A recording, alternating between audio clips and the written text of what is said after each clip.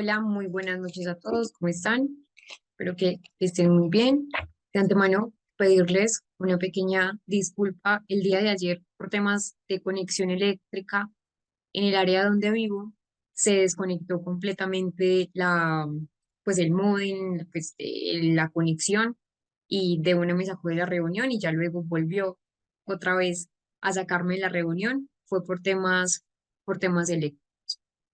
Hasta donde quedamos el día de ayer, voy a volverles entonces a presentarle la pantalla, no sin antes, algo importante, es compartirles a ustedes el formulario de autoevaluación.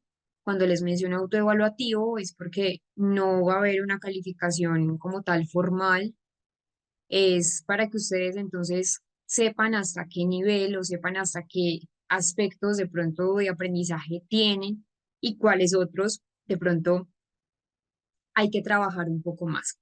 Entonces, les voy a compartir el formulario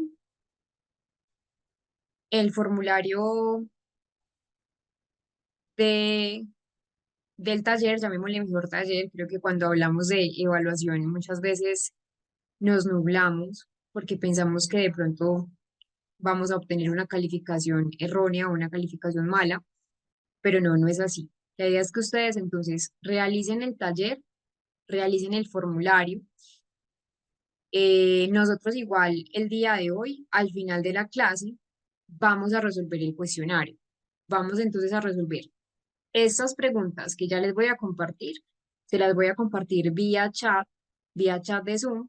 Y también vamos a compartir algunas preguntas que ustedes puedan tener respecto a cualquier tema. Ya no solamente de los temas que hemos estado trabajando, sino respecto a cualquier aspecto que de pronto ustedes digan, bueno, me falta esto como por corroborar o me falta este aspecto por trabajar y lo vamos a resolver. Se los voy a compartir entonces por acá por el chat. Es este. A lo largo de la clase del día de hoy yo sí los voy a estar compartiendo. Cuando vean nuevamente un enlace que dice o el formulario, si es este mismo, para que de pronto si ya lo hicieron, hagan caso omiso y los que no también lo puedan entonces trabajar. Sí, sí, sí. Hoy vamos a trabajar la DBT.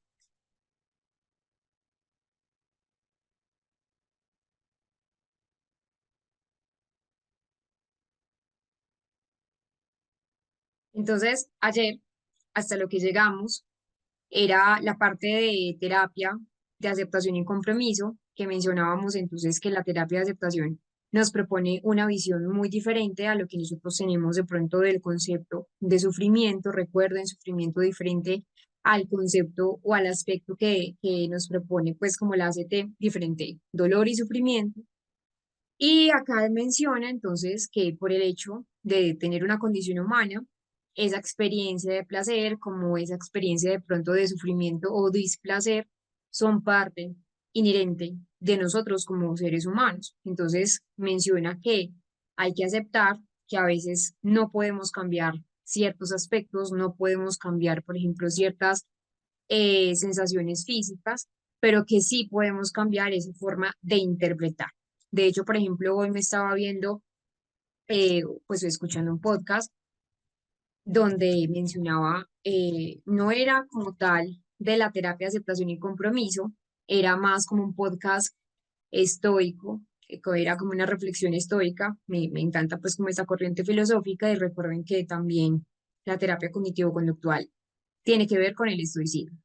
Entonces, sí, son las interpretaciones que nosotros hacemos de muchas situaciones. Algo que yo les mencionaba ayer y que también me hacían la pregunta antes de pronto de que se cortara la señal, es en la terapia, si en la terapia de aceptación y compromiso se podía trabajar desde, desde el cáncer. Entonces recuerden que sí, que la terapia de aceptación y compromiso nos propone una visión importante sobre lo que de pronto es la primera línea de pacientes oncológicos.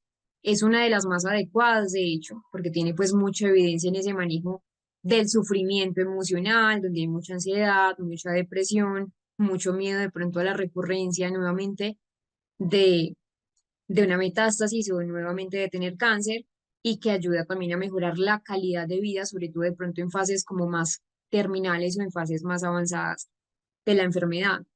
Y que también, por ejemplo, en aspectos de la fibromialgia, hace días tuve un caso de una paciente que llega a terapia cognitivo-conductual.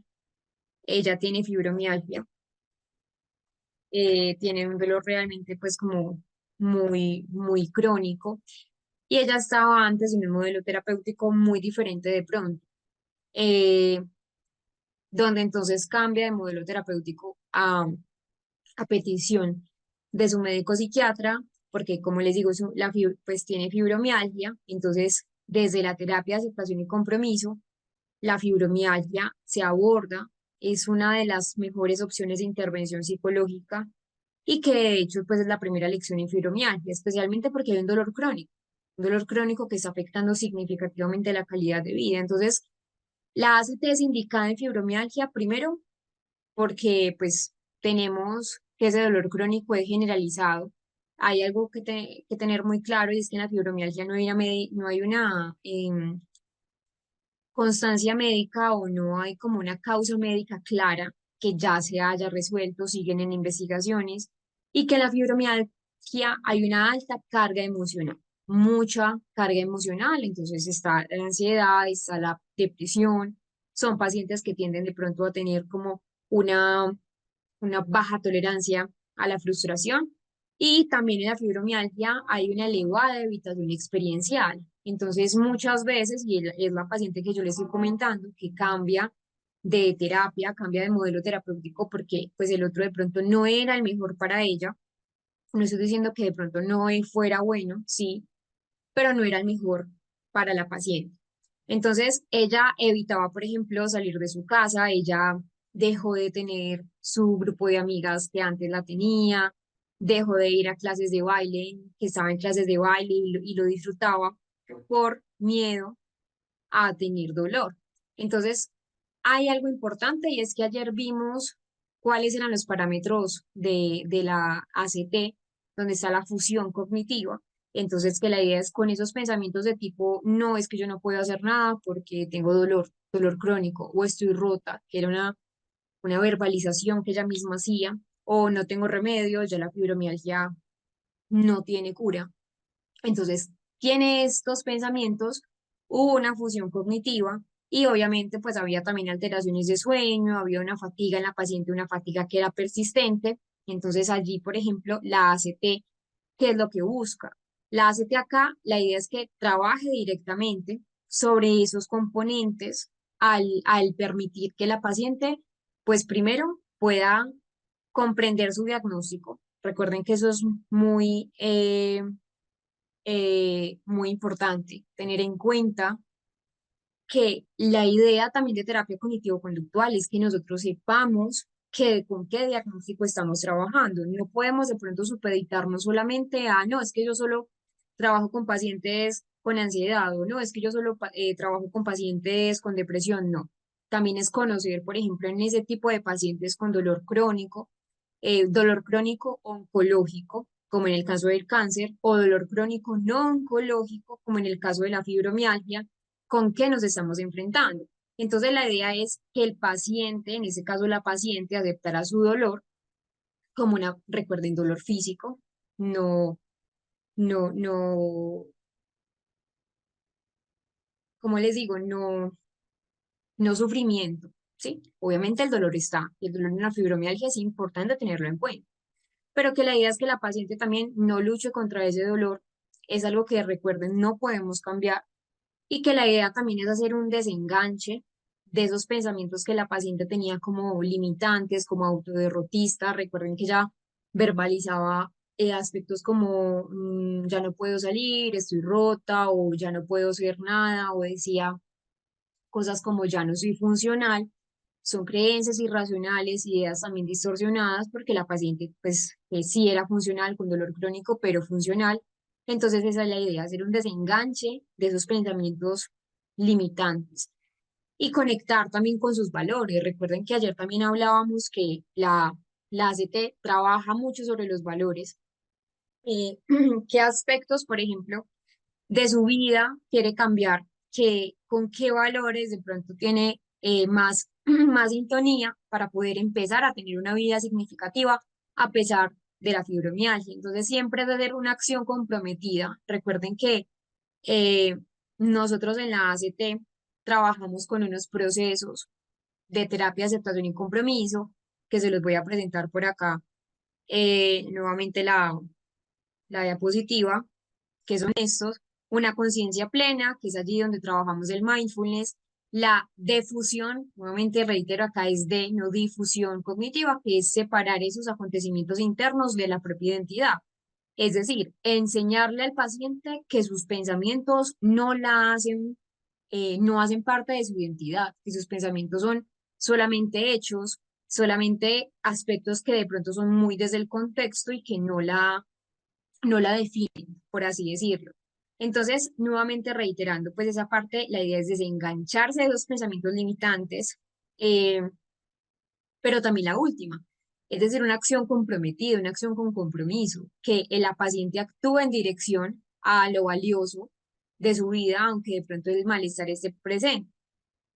Eh, Hay mucha evidencia científica de la ACT y y la fibromialgia. De hecho, reduce ese sufrimiento psicológico que está asociado al dolor. Ya por acá que veo una pregunta, me voy a como a enganchar de esto, que dice lo siguiente. La pregunta dice lo siguiente, no la hace Shirley.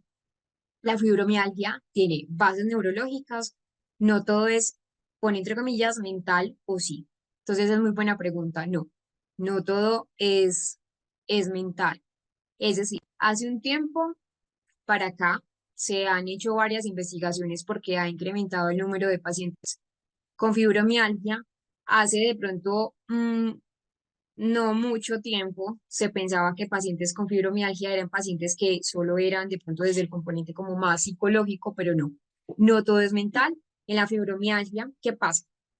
La fibromialgia sí tiene pues bases neurológicas claras, pero no tiene como tal como un punto de partida. Entonces, digamos que durante mucho tiempo, como les mencionaba, fue mal entendida, fue mal comprendida. Acá voy a dejar de compartir un poquito para explicarles esto, para que de pronto no se confundan. Eh, Donde la fibromialgia, por ejemplo, como les mencionaba, durante un tiempo se juzgaba a los pacientes con fibromialgia, incluso de pronto era como desmentida, como entre comillas una condición más de tipo de corte psicológico o psicosomático, pero realmente hay bases neurobiológicas de la fibromialgia que continúan en estudio. Sí tiene una carga alta a nivel emocional, eso sí es muy importante tenerlo presente, pero sí, por ejemplo, hay una disfunción en ese sistema nervioso central, tiene que ver con dolor crónico. Entonces hay una amplificación que es anormal del dolor en el cerebro, de cómo el cerebro procesa el dolor. Por eso se llama una sensibilización central del sistema nervioso central. Y digamos que en la fibromialgia, pacientes con fibromialgia tienen un umbral del dolor que está pues disminuido, es decir, sienten mucho dolor. Entonces quizás estímulos que para una persona dentro de los parámetros normales de umbral del dolor no sentiría dolor, o con estímulos que no deberían doler, como por ejemplo un pequeño roce, para los pacientes son percibidos como dolorosos, que se llama alodinia.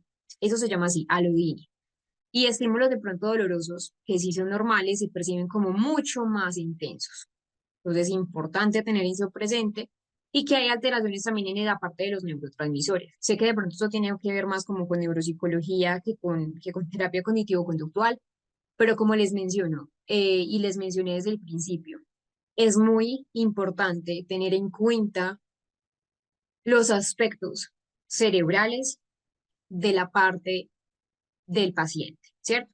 No todo es mental, no todo es comportamiento, no todo es emoción. Hay bases neurobiológicas en la depresión, en la ansiedad, en el TLP, que ya vamos a ver el trastorno límite. Entonces, claro, hay una disminución, por ejemplo, dopaminérgica, serotoninérgica, de la norepinefrina también. Entonces son neurotransmisores que van a regular ese estado de ánimo en los pacientes. Y también regulan el sueño y no solamente esto, regulan la percepción del dolor.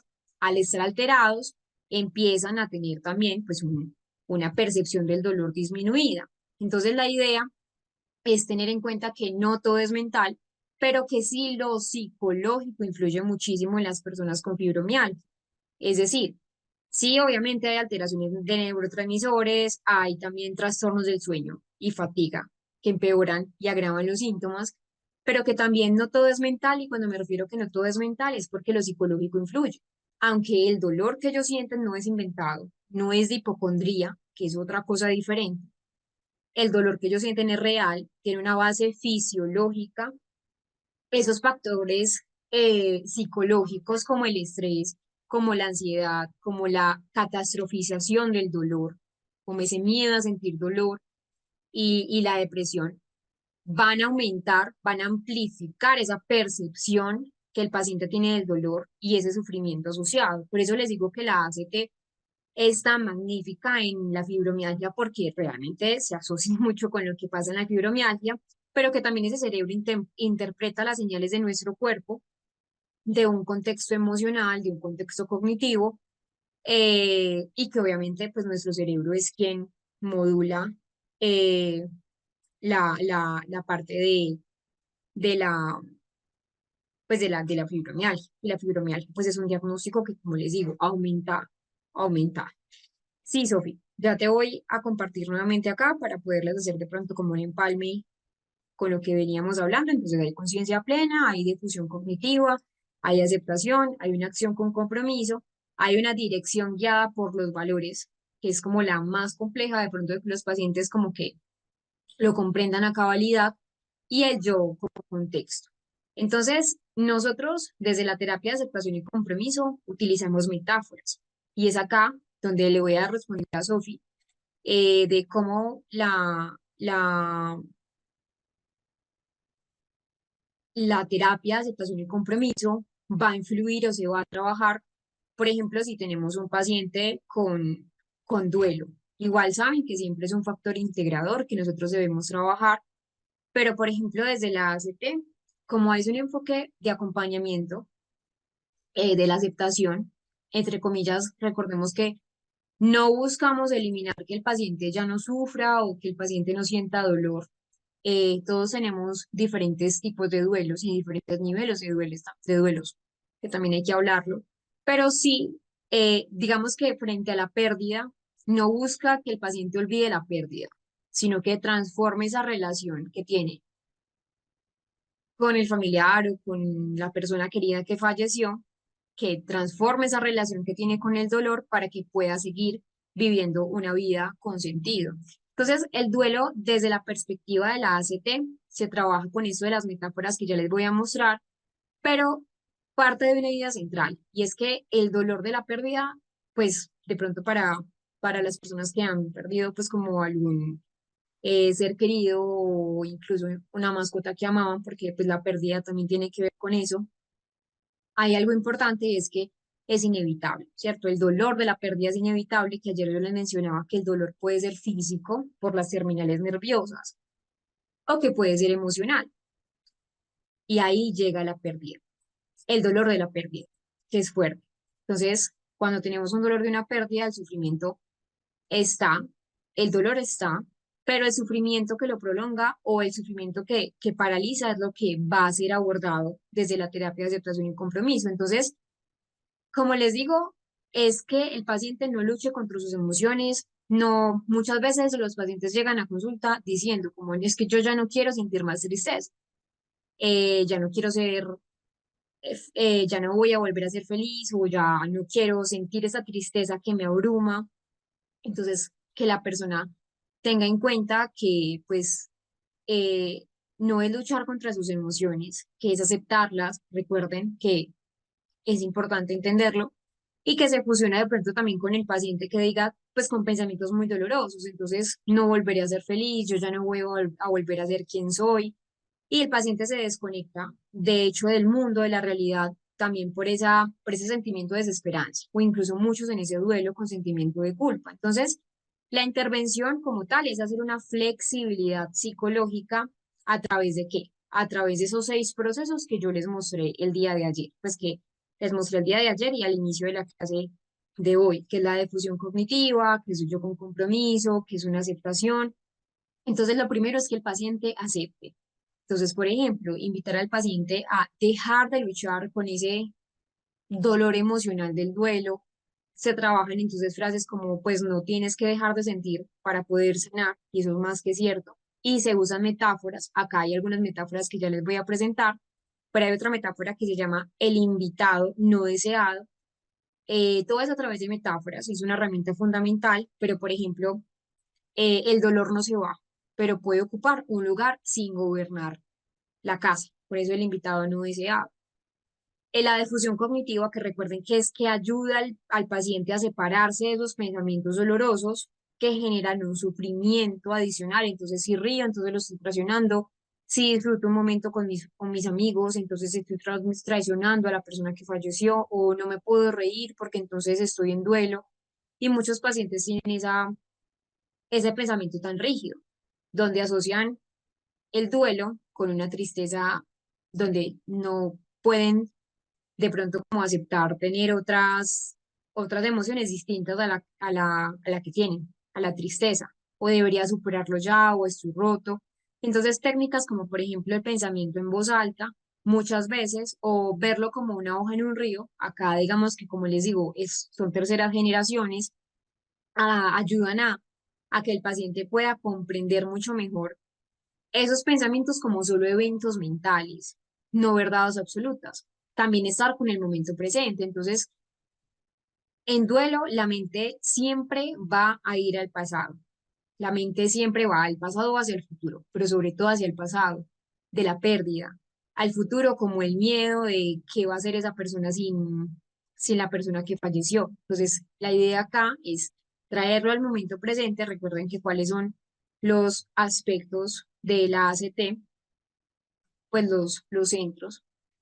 Y también una acción con compromiso, es decir, enseñarle al paciente que aunque exista dolor, es posible de pronto dar pequeños pasos para ir avanzando a tener una vida de pronto con más sentido, y que se trabaja de pronto acciones alineadas también con esos valores, incluso si de pronto la tristeza, la ansiedad, el miedo está presente. Entonces, en resumen, la ACT, recuerden, no busca cerrar el duelo, ni busca que el paciente supere inmediatamente el duelo, no, sino que se acompaña al paciente en ese dolor, eh, dándole sentido, dándole también una apertura. Obviamente esa pérdida puede dejar cicatrices, pero que la idea también es que con el paciente se abran caminos hacia una vida de pronto mucho más centrada en los valores y que tenga una perspectiva de vida importante. Desde algunas metáforas que se trabajan en la terapia de aceptación y compromiso, es, por ejemplo, la metáfora del ajedrez que me parece muy ideal, es la siguiente. Las fichas negras pueden ser pensamientos negativos, mientras que las blancas pueden ser pensamientos positivos, mientras que el yo son las fichas, perdón, mientras que el yo no son las fichas, sino el tablero. Esta metáfora utilizada en la terapia de aceptación y compromiso permite entender la mente como un espacio en el que ocurren cosas que podemos percibir y observar sin ser esas cosas. Miren entonces la metáfora. Acá me está diciendo, tú no eres tus pensamientos, ni positivos ni negativos. Solo son aspectos del tablero, un juego más. Y la metáfora del muro es la siguiente. Cuando no hay aceptación, la persona se encuentra lamentándose delante de un muro enorme que no se puede franquear. Sin embargo, cuando se acepta que existe ese muro, se empiezan a buscar herramientas y formas de pasar al otro lado del muro, es decir, salir a flote o incluso buscar un nuevo camino. Tenemos la metáfora del jardín. Imagina que para un jardinero lo más importante son las plantas. Las plantas en el mejor lugar, están en el mejor lugar y las cuida. Un día empieza a ver que crecen malas hierbas y va a arrancarlas. En cuanto empieza a salir una mala hierba, la arranca corriendo, pero no consigue eliminarlas por completo, sino que siguen creciendo malas hierbas. Y acá es donde se le pregunta también al paciente, ¿qué crees que pasará si el jardinero dedica todo su esfuerzo a eliminar las malas hierbas? no podrá emplear tiempo en cuidar las plantas, en poderlas regar, en poderlas abonar. Nuevamente la pregunta, ¿crees que si el jardinero está siempre pendiente de arrancar las malas hierbas, podrá disfrutar de las plantas de su jardín? ¿Qué dirían las plantas si pudieran hablar? Y tenemos la metáfora de la piedra, que la verdad es que me parece muy bonita. Dice lo siguiente: el distraído tropezó con ella, el violento la utilizó como proyectil, el emprendedor construyó con ella, el campesino cansado la utilizó como asiento, para los niños fue un juguete, David mató a Goliat y Miguel Ángel le sacó la más bella escultura. En todos los casos, la diferencia no estuvo en la piedra, sino en el hombre. Acá en la metáfora de la piedra sería como tal el problema. Supongamos que un paciente llega con un problema. Recuerden, la idea es que, eh, Gladys, no entiendo tu pregunta.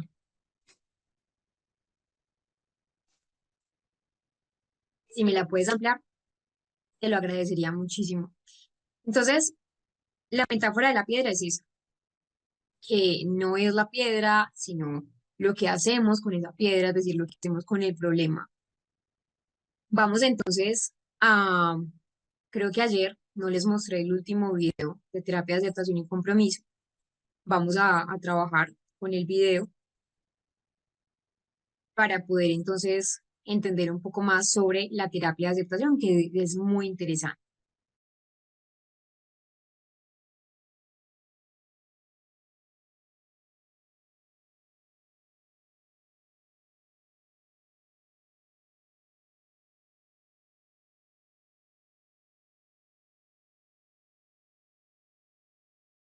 Recording in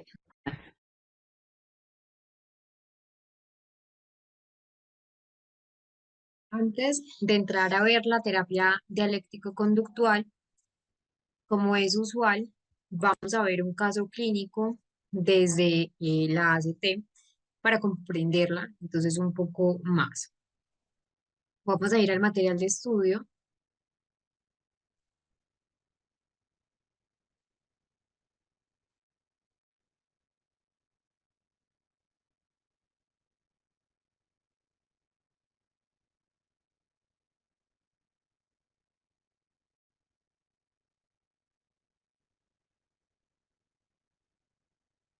Bueno, acá yo también les dejo unas técnicas, están abajo, por acá abajo, acá, técnicas de terapia de aceptación y compromiso que les pueden a ustedes ser útiles en su práctica clínica. Es una guía que pues recopilé para que ustedes en su práctica clínica puedan tener pues, como el uso de las diferentes técnicas que se usan en terapia de aceptación y compromiso, no solamente las técnicas de las metáforas, que sí son muy útiles, pero que de hecho, por ejemplo, también se utilizan técnicas específicas, por ejemplo, para permitir esa presencia de las emociones sin evitarlas, o técnicas del contacto presente, que es la parte del mindfulness, técnica 5 4 3 2 1 donde es, por ejemplo, notar 5 cosas que se ven, 4 cosas que se oyen, 3 que se tocan, 2 que se huelen y una que se saborea para estar en el momento presente.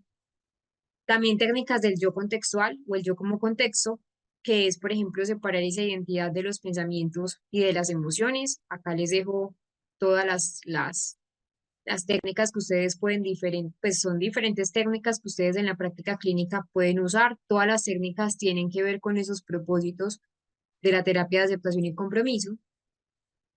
Pero el caso clínico, bueno, este es este, y recuerden que están ejercicios prácticos, es este, técnicas de la ACT, pero la técnica que vamos a ver es esta. Caso clínico desde la terapia de aceptación y compromiso, ACT por las siglas, nos vamos a ir allá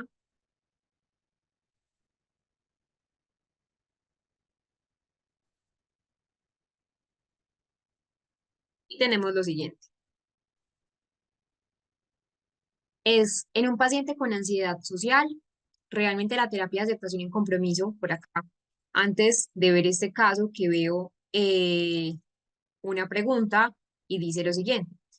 Hay contraindicaciones para el uso de la terapia de aceptación y compromiso en ciertos tipos de cáncer o en etapas avanzadas.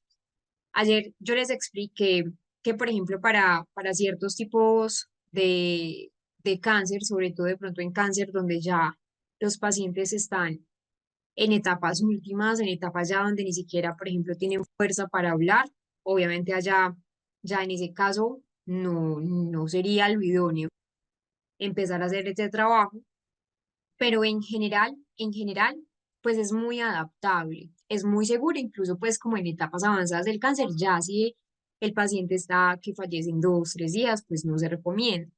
Y como les digo, es muy utilizada en cuidados paliativos, en una terapia oncológica de avance.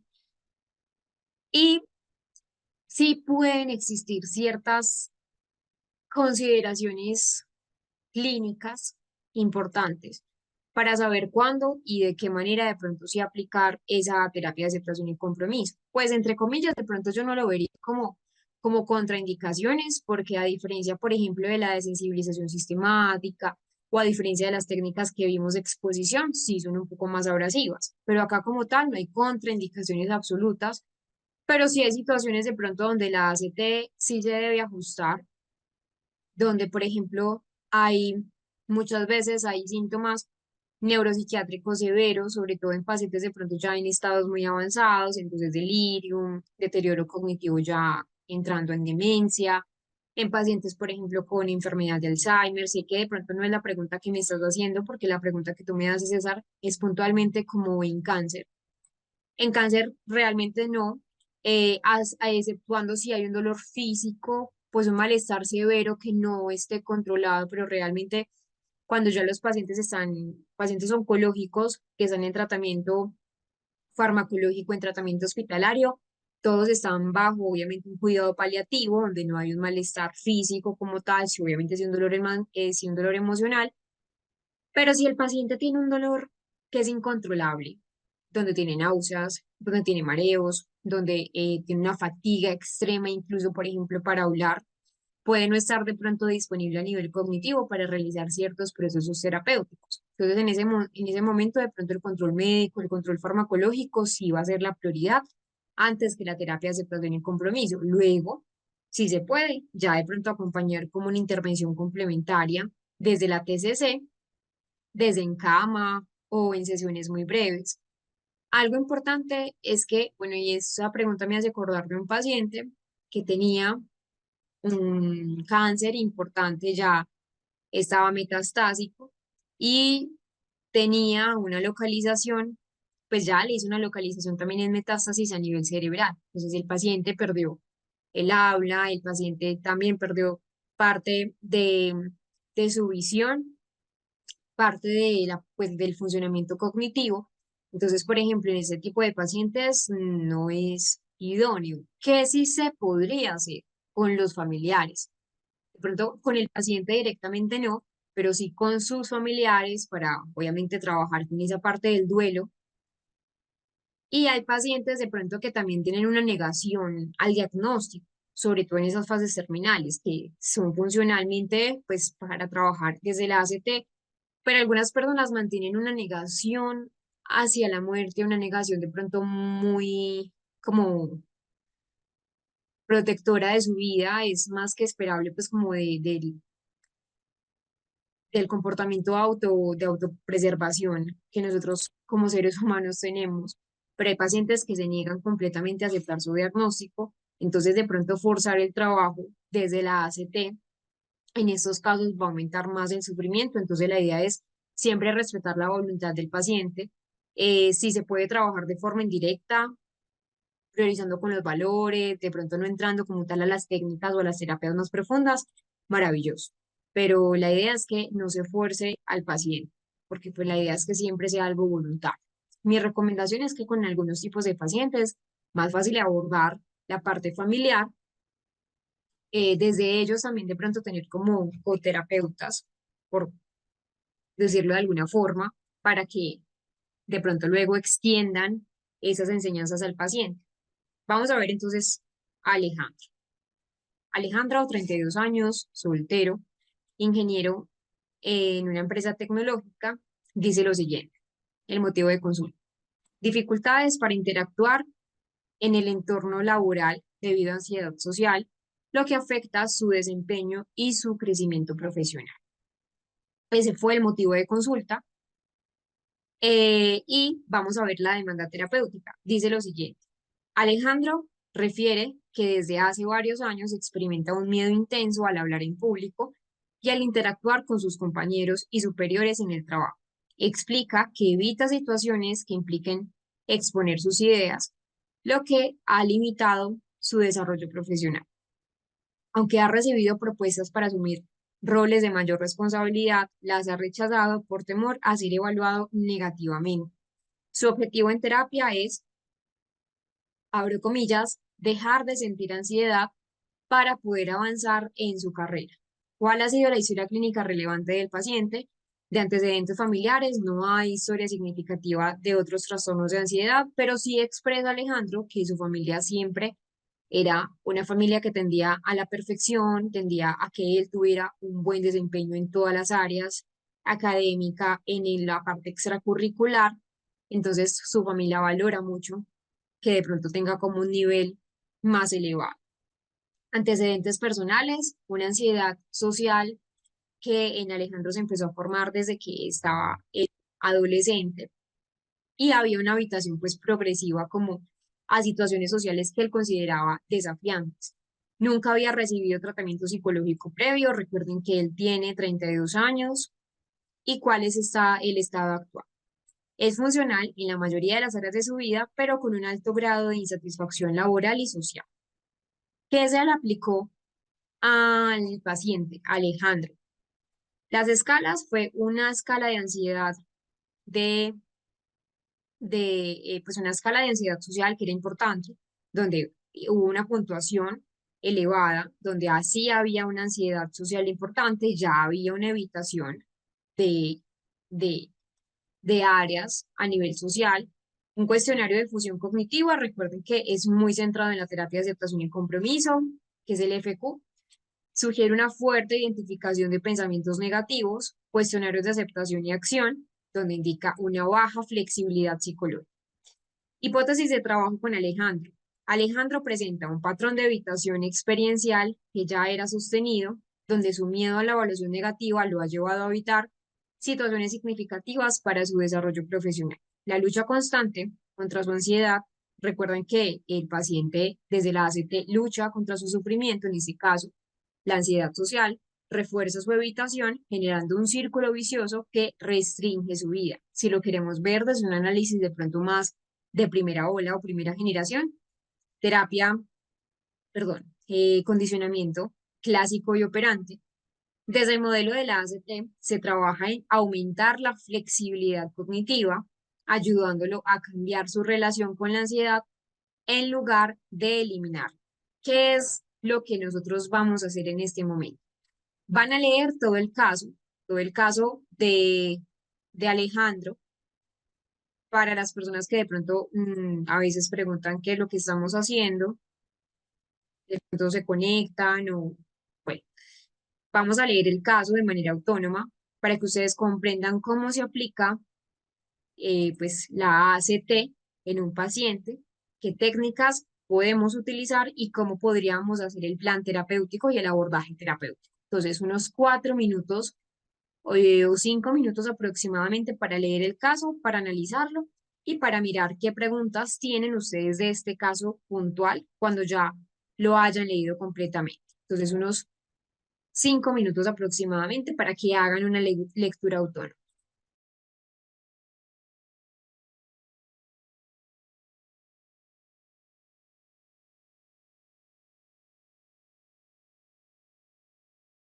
En el caso, en el caso del paciente, sí, sí, claro, sí, claro. No te preocupes, Janet. Entonces, miren que la aplicación, por ejemplo, por el modelo Exaflex, donde se hace una, pues primero se hace una difusión cognitiva, lo que primero se usó con Alejandro fue una difusión, que era identificar esos pensamientos automáticos. Miren que acá, aunque estamos hablando de segunda, perdón, de tercera generación, todavía hablamos de segunda generación, de lo que son esos pensamientos. Entonces, él tenía un pensamiento automático inmediato que era, voy a hacer el ridículo. Voy a hacer el ridículo o todo lo voy a hacer mal o nada me va a salir bien. Decía a todos, por ejemplo, van a notar que lo estoy haciendo, pues que lo estoy haciendo mal y que me estoy poniendo nervioso en mi trabajo. Entonces el ejercicio era de fusión cognitiva, que era un distanciamiento como tal de esos pensamientos, repetir el pensamiento en voz alta muchas veces hasta que de pronto ese pensamiento pierda un sentido, parezca solamente pues como una serie de sonidos al azar, sin pues como ningún sentido. Y se utilizó la metáfora del locutor de radio donde era tratar a los pensamientos como anuncios, solamente anuncios como propagandas, sin la necesidad de pronto de sintonizarlos como tal.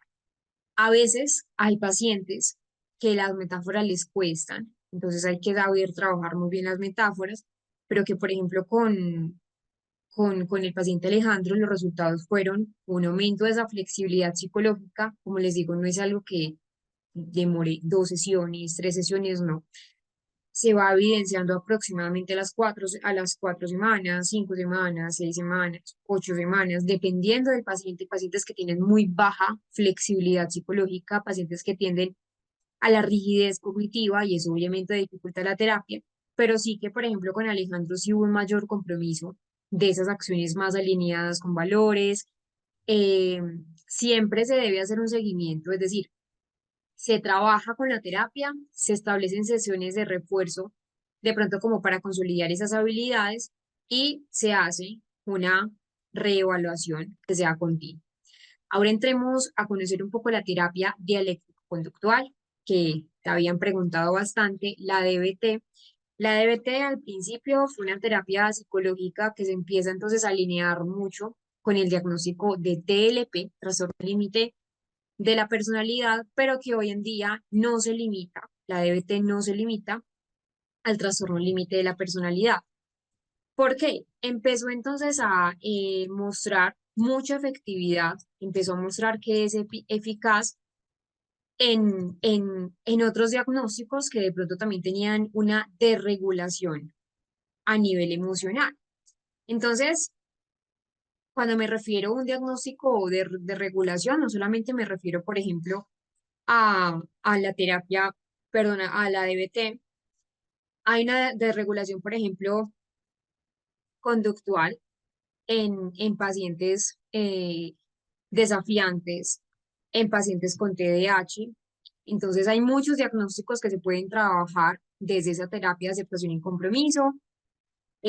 Actualmente, entonces, pues, como les digo, fue creada originalmente para ese trastorno límite de la personalidad. Ya les voy a explicar un poco qué es el TLP por sus siglas, pero que también con pacientes que tengan conductas suicidas, que tengan conductas autolesivas, pero empieza a tener también un trastorno, pues una aplicación, por ejemplo, en trastornos de la alimentación, especialmente en la bulimia nerviosa y en los atracones de comida, en una depresión resistente al cambio, en un trastorno por consumo de sustancias psicoactivas, es decir, en un consumo de adicción, en trastornos pues del estado de ánimo, trastorno bipolar en algunos casos, como un tratamiento de apoyo en algunos casos. Yo les voy a explicar por qué.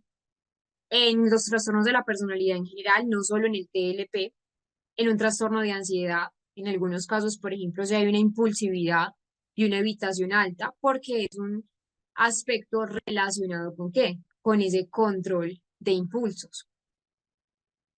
Entonces, importante tener en cuenta que pues todos los diagnósticos son importantes mirarlos, entender cómo son los diagnósticos y que la DBT como tal se basa en combinar la aceptación, el cambio, pero también estrategias de regulación emocional. De hecho, en eso se basa, bueno, eso estaba como planeado, planteado. En una eficacia interpersonal también utiliza la parte del mindfulness. Entonces, como les decía, fue eficaz y es eficaz en ayudar a pacientes a controlar esas emociones, refuerza la capacidad en las personas para el manejo de la angustia, el manejo del malestar y de pronto también en no perder el control ni actuar de forma autodestructiva, autolesiva. Fue diseñado principalmente para eso, para trabajar esa inestabilidad a nivel emocional extrema, que el TLP es conocido también como un trastorno de desregulación emocional. Es una incapacidad para controlar esas emociones intensas si no se tiene un adecuado tratamiento, y que obviamente esa desregulación a nivel emocional va a conducir al paciente a intentos de suicidio, a conductas autolesivas, comportamientos autodestructivos, que es muy diferente de los comportamientos pues se relacionan, pero es diferente un comportamiento autodestructivo y autolesivo. Un comportamiento autodestructivo, igual, pues creo que me estoy adelantando un poco al caso clínico que les iba a comentar, pero yo tenía una paciente que ella se lanzó al, estaban en una autopista, es autodestructivo, están en una autopista, discutió con su pareja del momento, se lanzó a la autopista, y es decir, el carro iba en movimiento, ella se lanzó. Es autodestructivo, es un comportamiento de autosaboteo. Entonces, el objetivo de la DBT es esa, es enseñar al paciente que pueda tener técnicas. ¿Para qué? Para que tenga una conciencia plena, un momento presente, para que también pueda tener habilidades que le puedan funcionar para mejorar sus comportamientos, que se pueda regular de pronto en un momento donde se siente muy estresado. Como les digo, no es solo de la DBT, perdón, no es solo del TLP, hay otros comportamientos destructivos como los atracones de comida, como esa parte del cutting, por ejemplo, y que se requiere un trabajo, que se requiere un compromiso. Hay algunas habilidades que enseña la DBT.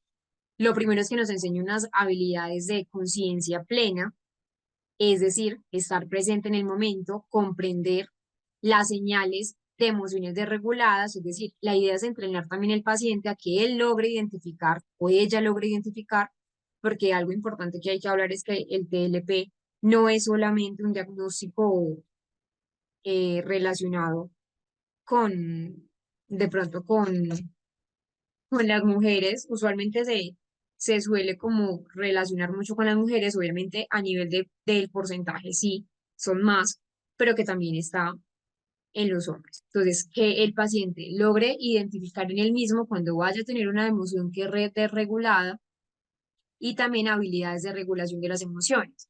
No es solamente que las comprenda. Hay pacientes, y créanme, hay pacientes que incluso ya pueden ser adultos y confunden lo que es una ira con ansiedad, o confunden de pronto incluso lo que es el miedo con la ira. Parece increíble, pero realmente es así. Las emociones parecen algo muy básico, pero no lo son. Hay pacientes que no saben definir sus emociones, que no las saben verbalizar, que las sienten pero no las verbalizan. Entonces es eso, es que esas emociones se vuelvan también pensamientos controlados. Ahí es donde hacemos frente a que, pues, ayudamos a que el paciente haga frente a esas situaciones complejas con una construcción también de un pensamiento mucho más analítico. Entonces, que esas habilidades de regulación emocional se trabajen con un enfoque también no solamente centrado en el cuerpo físico, es decir, lo que pasa, pues la vasoconstricción, por ejemplo, o, o la sensación de malestar gástrico que hay en el miedo o en la ansiedad o en la rabia. Entonces, que el paciente logre identificar esas emociones a nivel físico, pero que también tenga un buen compromiso, por ejemplo, con acciones, y ahí es donde está la acción con compromiso, que sé que es de la ACT, pero que también la idea es que se trabaje acá, con pacientes que puedan dormir bien, que tomen sus medicamentos a la hora que es.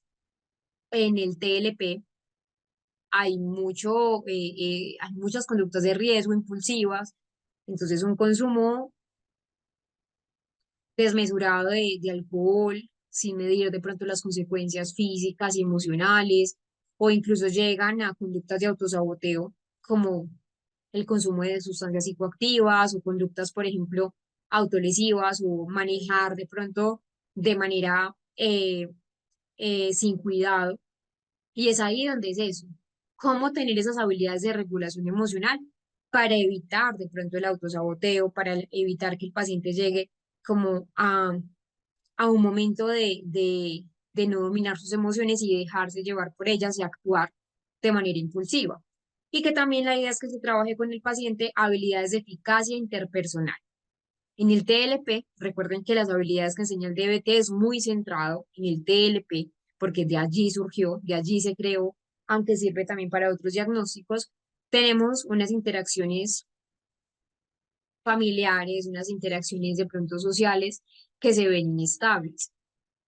Eh, y que hay factores de pronto que son desencadenantes, factores negativos de esos mismos comportamientos impulsivos. Entonces, de pronto alguna discusión la llevan hasta el extremo o alguna discusión para ellos es algo eh, que los hiere sin de pronto que la persona esté como teniendo pues la contraparte, sin que la contraparte esté teniendo realmente pues como un comportamiento de herir al otro, pero en el TLP la persona lo percibe como una herida, entonces es eso, que se evite de pronto esas malinterpretaciones, de esas interacciones con los demás, que de hecho las interacciones con los demás son factores desencadenantes negativos de los comportamientos impulsivos. El miedo del abandono, por ejemplo, en el TLP, la paciente que yo les mencioné de ejemplo, que ya les voy a ampliar un poco después del descanso, se tiró sin prever nada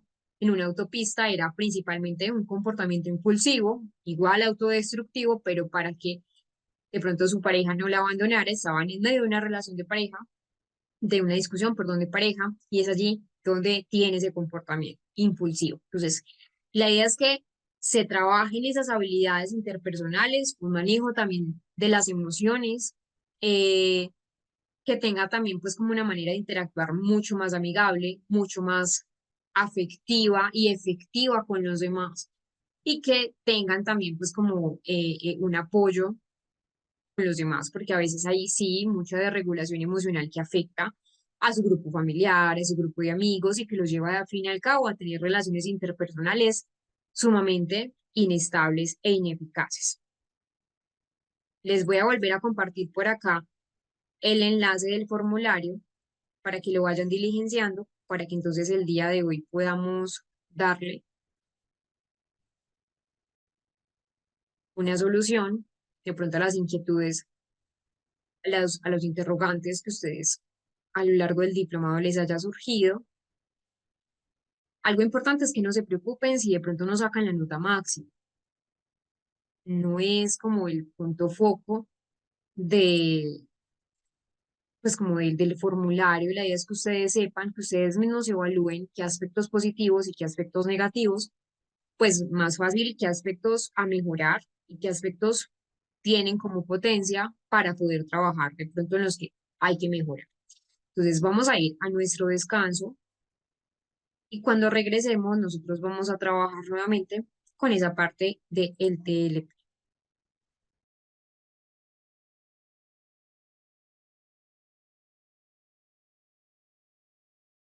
La, la terapia entonces dialéctico-conductual trabaja esas habilidades que estábamos empezando a ver antes del descanso, pero también trabaja habilidades para la tolerancia a la angustia de los pacientes, que puedan reconocer esos impulsos, que puedan hacer cosas de pronto que sean más eficaces, que dejen de pronto de autolesionarse, que dejen de intentar como suicidarse, quitarse la vida y que tenga también una tolerancia a la angustia que le permita tener pues como unos pensamientos mucho más centrados en conductas que sean prosociales y conductas que les permitan también manejar adecuadamente esas dificultades emocionales severas y esas conductas impulsivas.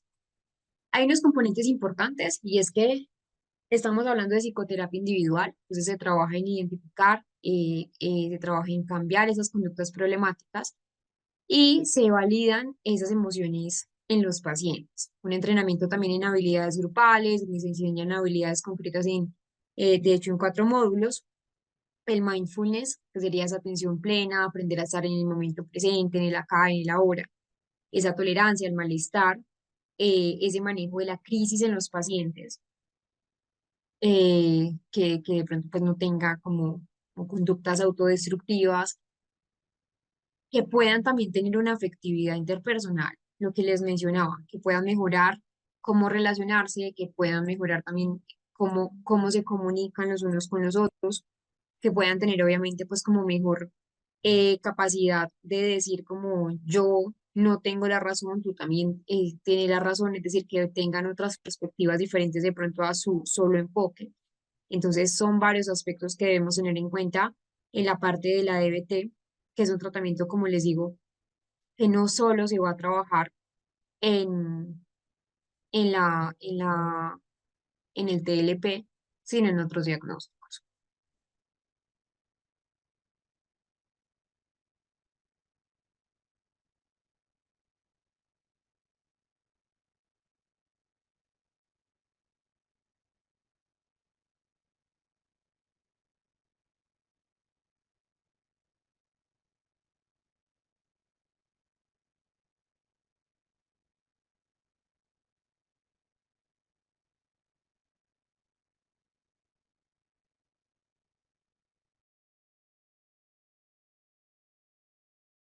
Recording in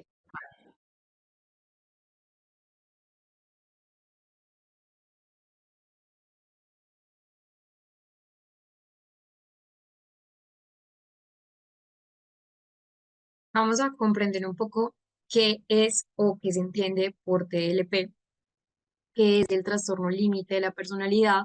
Entonces hablamos que es un trastorno del sistema de la regulación emocional y que hay dos componentes. Una disfunción biológica en ese sistema de la regulación emocional, pero que también podríamos hablar de lo que es un ambiente que es invalidante, un ambiente obviamente que empieza a, a quizás empezar a menospreciar a los pacientes con TLP. Entonces es importante esa parte para comprender qué es el trastorno límite de la personalidad, a qué nos estamos enfrentando. Como les menciono, eh, la DBT no solamente sirve en el trastorno de la personalidad límite, también en otros diagnósticos. Cuando nosotros decimos trastorno límite de la personalidad, hay unas características que son centrales. Entonces, las personas con TLP carecen de seguridad en cómo se ven a sí mismas, fluctúan. Es una fluctuación muy diferente de pronto a la fluctuación que nosotros podemos ver frente al trastorno afectivo bipolar. No se puede confundir TLP con trastorno afectivo bipolar. Y empiezan las personas con TLP a tener también, pues es un trastorno muy caracterizado por esa inestabilidad emocional, es una inestabilidad emocional intensa, hay problemas en las relaciones interpersonales, por lo regular los pacientes con TLP tienen una imagen, una autoimagen que es inestable, una marcada impulsividad en diferentes sentidos. Y cuando me refiero a una inestabilidad emocional es porque hay cambios de humor que son muy intensos, intensos y rápidos. Entonces ahí es donde podemos diferenciar un cambio de humor diferente a lo que pasa se me fue la palabra, en el trastorno afectivo bipolar. Porque en el trastorno afectivo bipolar es fluctuante, ciclotímico. Acá no hay ciclotímica, ciclotimias, perdón. Acá puede ser cualquier componente que desemboque de pronto un cambio de humor y pasa. Entonces pasan muy fácil de la rabia a la tristeza, de la euforia a la ira, de la euforia a la tristeza en muy poco tiempo. Entonces puede ser en cuestión de segundos si algo le molesta. Y hay también una dificultad para manejar esas emociones negativas. Entonces, si se siente triste, se siente profundamente triste. Si se siente irritable, profundamente irritable. Y hay también dificultad para manejar sus comportamientos impulsivos que son secundarios de esa misma inestabilidad. Entonces, tienden a ver las situaciones en términos extremos, muy polarizados. Entonces, o todo es bueno o todo es malo. Si lo queremos ver desde pronto de segunda generación con el TLP, muy relacionado, por ejemplo, con el pensamiento dicotómico, todo o nada, esa distorsión cognitiva que nos propone Beck y que tiene puntos de vista u opiniones de las otras personas que van a cambiar muy rápidamente, van a fluctuar. Entonces, una persona para alguien con TLP puede ser hoy una persona muy admirable, pero ya el día de mañana, por cuestión de algo quizás banal, va a ser completamente poco digna de pronto de afecto. Entonces son relaciones sociales muy intensas, pero fluctuantes. Son muy inestables, hay un patrón de relaciones que son caracterizadas por el caos. Entonces hay una idealización, pero puede haber también una devaluación de la persona. Y al miedo extremo al abandono, un miedo extremo que puede ser real o imaginario. Es decir, puede que sí, en muchos casos, a la persona con TLP, no sé, le quieran terminar una relación de amistad o una relación pues como romántico, pero eso es algo real, pero muchas veces siempre están buscando continuamente si alguien los va a abandonar. Entonces, claro, esto los va a llevar a conductas desesperadas para evitarlo. Una de esas conductas de pronto, y se viene por eso, por ese miedo intenso a ser abandonado, esa intolerancia a la soledad, ahí es donde de pronto, entre comillas, hay lo que se llama una manipulación, entre comillas digo manipulación porque es diferente de pronto a la manipulación que nosotros vemos en un paciente con un trastorno de la personalidad, por ejemplo, narcisista, donde la manipulación es muy premeditada, acá no. Acá entonces debemos tener claro que pues es un miedo extremo a que de pronto se vayan del lado de esa persona, entonces hay problemas también con la identidad. Hay una autoimagen que es fluctuante, cambiante, sensaciones de un vacío crónico importante tener en cuenta en terapia, y también hay una falta de sentido de identidad que es estable. Por eso en el TLP también se trabaja con ese sentido de lo que es el propio yo, de lo que es la identidad. También hay una impulsividad, entonces hay conductas ahí arriesgadas, hay conductas como por ejemplo de consumo de sustancias psicoactivas secundarias, por eso conductas de riesgo de una impulsividad, a tener por ejemplo relaciones sexuales que son impulsivas, a compras compulsivas, a autolesiones, y que también esas autolesiones y esos comportamientos de pronto más de autosaboteo, comportamientos autolesivos, que incluso desembocan de pronto en un comportamiento suicida, como pues, pueden ser cortes, quemaduras, eh, intentos de suicidio recurrente que llevan a hospitalizaciones recurrentes o amenazas, porque también puede ser me voy a matar si tú me dejas.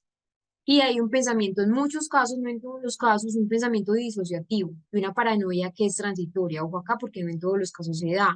Hay episodios como de desconexión de la realidad cuando hay un factor estresor, especialmente en situaciones, por ejemplo, de corte emocional.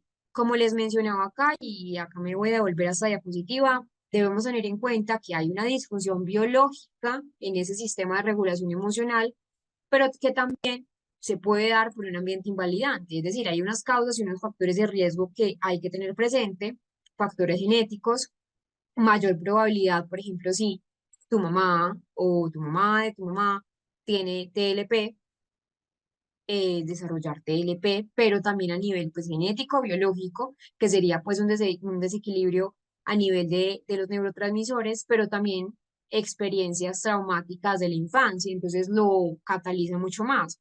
Si hay negligencia, si hubo un antecedente de abuso, cualquier tipo de abuso, no solamente cuando me refiero, cuando digo la palabra abuso, es un abuso físico, un abuso sexual, puede ser un abuso incluso verbal, eh, que hayan de pronto estado el paciente como eh, en un entorno de inestabilidad emocional o donde haya visto mucha violencia, o sea, víctima de violencia, y ambientes familiares inestables o de pronto que lo invalidan. Muchas veces, cuando me refiero a un ambiente invalidante inestable o un ambiente invalidante familiar, es cuando te dicen, tú por qué estás llorando por esa bobada o tú si eres llorón, cosas de ese momento. O sea, cuando somos niños, a veces no tenemos como un conocimiento muy claro de cómo manejar nuestras emociones, y eso empieza, obviamente, a repercutir en la persona y poder desembocar en un TLP. No quiere decir entonces que todas las personas que hayan vivido, que hayan estado cerca de un entorno de negligencia, de un entorno lleno de abuso físico, no van a desembocar en TLP. Son factores que se asocian con factores genéticos, factores biológicos, que sería, como les mencioné, ese desequilibrio en la parte de la neurotransmisión que puede desembocar en un posible trastorno de la personalidad. Hay rasgos de TLP y otro es un diagnóstico de la personalidad como TLP. Entonces acá el tratamiento es maravilloso, la terapia dialéctico-conductual, porque está enfocada en eso, en regular en el paciente ese aspecto de corte emocional, que el paciente pueda también trabajar lo que es el malestar, lo que son las habilidades interpersonales y ayudar también, también a cambiar patrones de pensamiento que se pueden ver como negativos. Entonces es importante tener claro qué pasa en el trastorno límite de la personalidad, por qué se da, cómo le podemos brindar también de pronto herramientas para que pueda mejorar su desregulación emocional.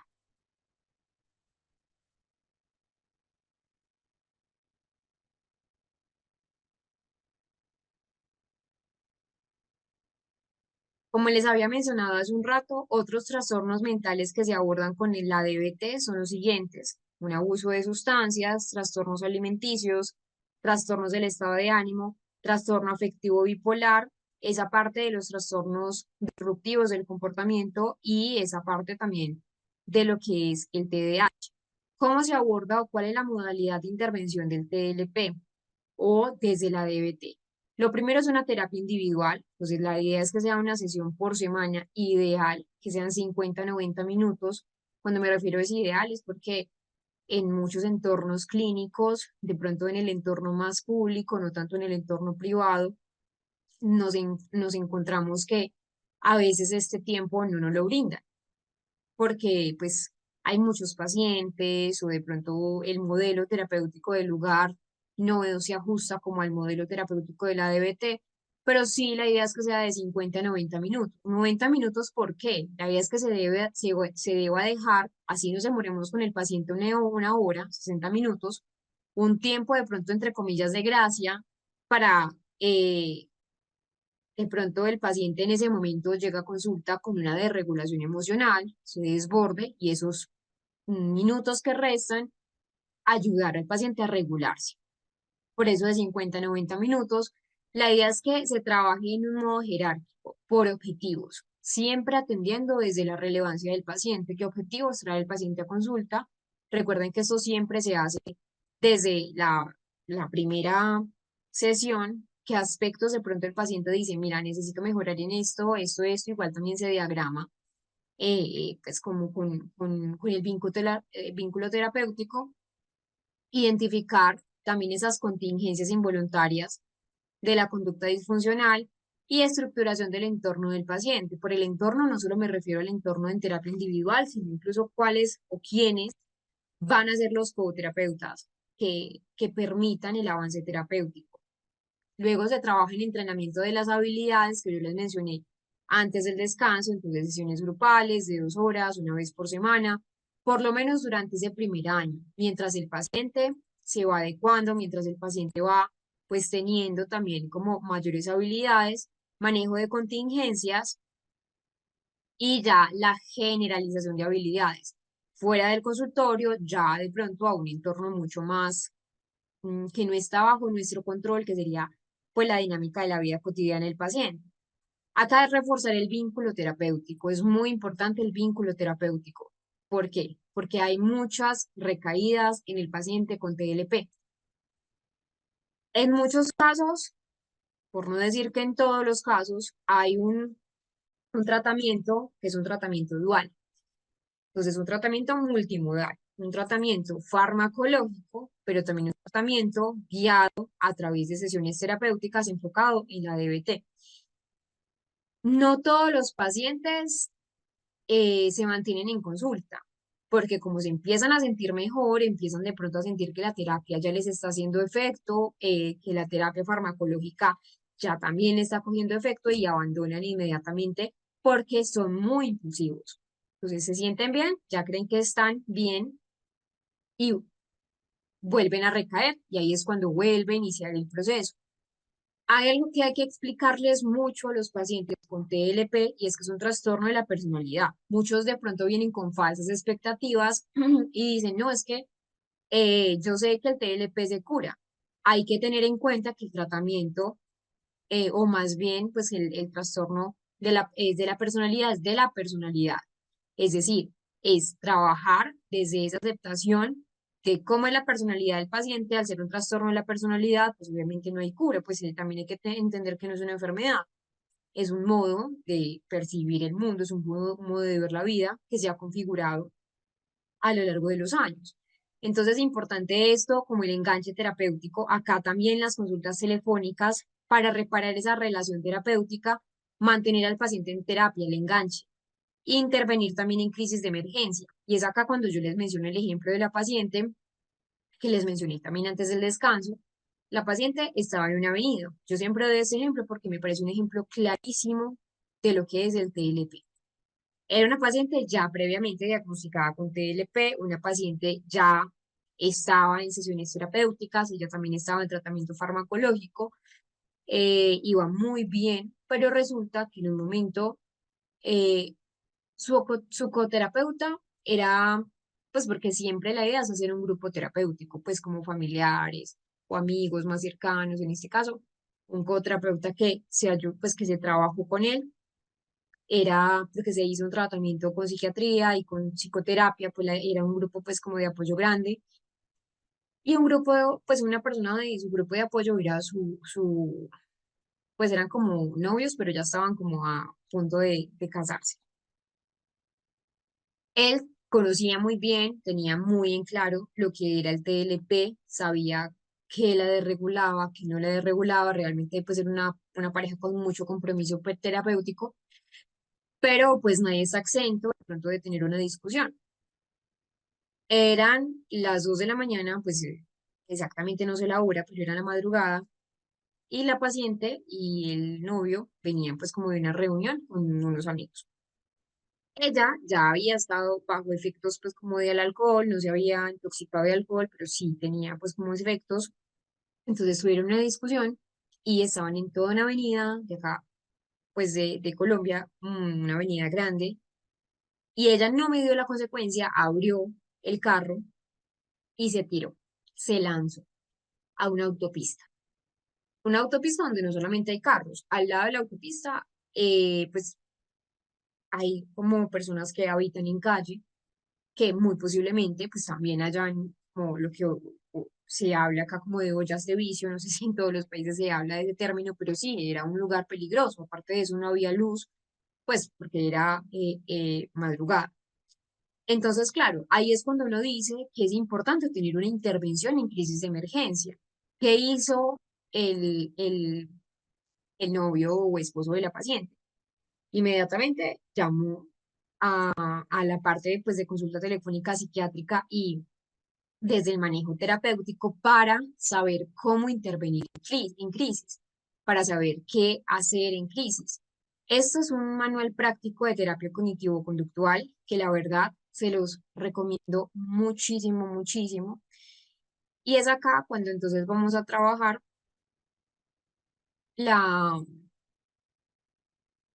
el caso clínico desde la DBT de una paciente que de hecho pues es TLP. Entonces acá lo pueden buscar así. Yo siempre pues busco acá como para facilidad, también lo pueden hacer ustedes. DBT es este. Entonces lo abren y tenemos el siguiente caso clínico.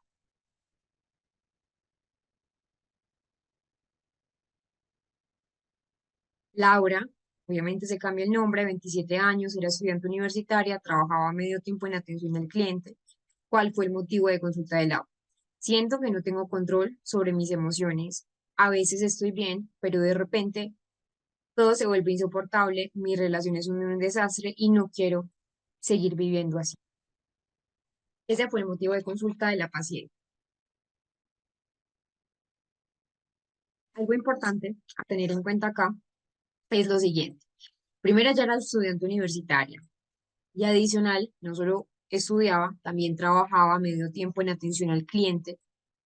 Hay que tener ya desde el análisis funcional de la conducta, pues este concepto. Atención al cliente, mm, necesita paciencia, hay mucho factor de estrés, porque hay que lidiar de pronto con muchos tipos de personas, muchos tipos de respuesta. Y ahora vamos a la historia clínica y psicopatológica de la paciente. Laura es referida a terapia por su psiquiatra, quien ha identificado rasgos compatibles con un trastorno límite de la personalidad. Desde la adolescencia ha presentado una marcada inestabilidad emocional, relaciones interpersonales caóticas, impulsividad y episodios de autolesión. Ha realizado 3 intentos de suicidio en los últimos 5 años y presenta conductas autodestructivas recurrentes. ¿Cuáles eran las conductas autodestructivas? Esos cortes superficiales en brazos, también había cortes superficiales en muslos, atracones de comida y abuso ocasional de alcohol en situaciones de estrés emocional. Acá no lo coloco, pero la paciente no solamente había pues como un abuso ocasional de alcohol, y cuando me refiero a abuso es porque realmente ya había una ingesta importante de alcohol, sino que también ya había un consumo de ciertas sustancias. O sea, ya había pasado el alcohol, mantenía el alcohol, pero también con sustancias alucinógenas. Refiere un miedo intenso al abandono, lo que la lleva a un comportamiento extremo en sus relaciones, como llamar repetidamente a sus parejas, amenazar con autolesionarse si percibe un distanciamiento y alternar entre idealización y devaluación de las personas cercanas. En el ámbito laboral ha tenido dificultades debido a episodios de ira incontrolable con supervisores y compañeros de trabajo. Adicional a esto, no lo pongo, pero es importante recalcarlo, ya ella estaba al límite de ser despedida de su trabajo porque los altercados que ella ya estaba manteniendo no solamente eran con su supervisor, no solo eran con compañeros de trabajo, un día estaba muy bien, el otro día cualquier cosa le irritaba, sino que también sabemos que trabajaba en un call center, ya estaba de pronto teniendo como respuestas que no eran las mejores, no eran las más apropiadas con los clientes que atendía. Entonces ya estaba como advertida bueno, tienes que mejorar tu comportamiento o ya te vamos a despedir. Y ella, recuerden entonces que ya es estudiante universitaria y trabaja medio tiempo precisamente para eso, para trabajar y pagarse sus estudios. Dice lo siguiente, su historial de desarrollo revela una infancia marcada por invalidación emocional significativa, sus padres minimizaban o ignoraban sus emociones, lo que generó en ella una percepción de sí misma como entre comillas defectuosa, ella misma se refería así, y una dificultad para regular sus estados afectivos.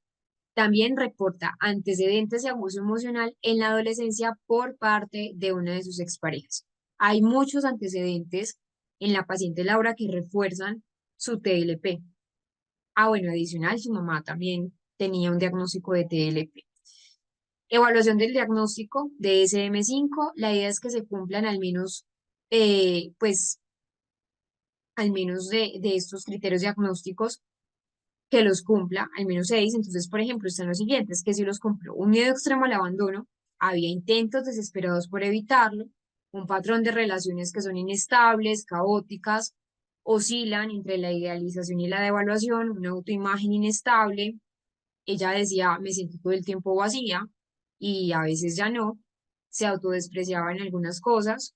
Bueno, adicional a esto, aunque pues no lo coloqué para no enredar el caso, es que también tenía un trastorno importante de su autoimagen, que obviamente agravaba mucho la situación, tenía dismorfia corporal, impulsividad en áreas potencialmente autodestructivas, entonces, claro, la alimentación descontrolada, el consumo de sustancias y alcohol, conductas autolesivas, dificultad para regular la ira. ¿Cómo fue el plan de tratamiento desde la terapia de EBT? Se hizo entonces pues un perfil clínico de Laura, se implementó el programa de EBT que incluía psicoterapia individual una sesión por semana, 60 minutos, pero igual se dejó. Fueron 60 minutos, pero siempre se dejaba como el tiempo de 90 minutos pues de unos 30 minutos más, de 90 para saber de pronto si Laura en ese momento llegaba como con desregulación a abordarlo, un entrenamiento en habilidades grupales, 2 horas a la semana, el seguimiento telefónico, intervención breve en esas crisis de pronto como de su vida cotidiana y una supervisión también de ese equipo terapéutico. Vamos a hablar de la terapia cognitiva basada en el mindfulness, que es sumamente interesante.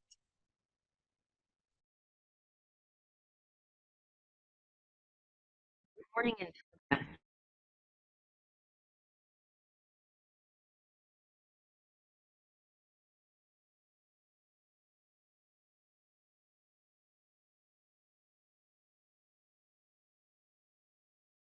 Cuando hablamos entonces de la MBST, que es la terapia cognitiva basada en la práctica del mindfulness, se entiende entonces que es un enfoque terapéutico, que es un avance de la terapia cognitiva, pero ya centrados en la atención plena, que sería ahí el componente del mindfulness, y que empieza entonces a trascender de pronto esa segunda generación al objetivo de pronto de prevenir recaídas en la depresión, especialmente, por ejemplo, en personas que ya han tenido antecedentes de episodios depresivos recurrentes. Hay unos principios básicos o más bien unos componentes básicos que debemos tener muy claros, muy presentes en la práctica clínica del mindfulness. Lo primero es que es la conciencia en el momento presente. Entonces, centrarnos o entrenar al paciente a, a que tenga esa capacidad de notar esos pensamientos, esas emociones, esas emociones sin reaccionar de manera automática. Hay un cambio en esa relación de los pensamientos. Eh, entonces, por eso se habla de terapia cognitiva basada en el mindfulness, porque también se habla de los pensamientos que son disfuncionales, pero acá también en lugar de tratar de pronto de eliminarlos, de luchar contra esos pensamientos automáticos, la idea es que se fomente una actitud de aceptación, una actitud también de aprendizaje y también una actitud pues como de observar sin ese juicio a esos pensamientos.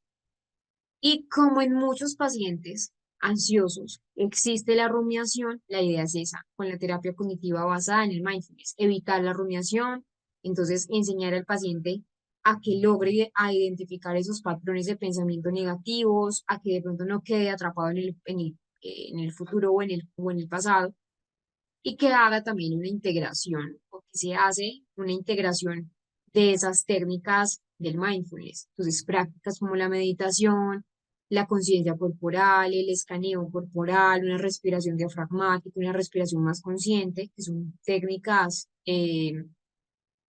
más cognitivas de respiración, de relajación y que realmente tienen un enfoque muy experiencial. Entonces, cuando los participantes, porque se llaman participantes más que pacientes, ese es el término o el concepto que desde los componentes del mindfulness se trabaja, no tanto de paciente, pacientes como más de segunda generación y de primera generación, acá es más desde participante, eh, que aprendan no solo sobre la depresión, es decir, no solamente que entiendan los conceptos que es la depresión, que es ansiedad, sino que también pongan en práctica, que practiquen activamente esas estrategias para realmente tener un cambio en su relación con sus estados mentales, con sus estados mentales, con sus estados de ánimo y con sus comportamientos.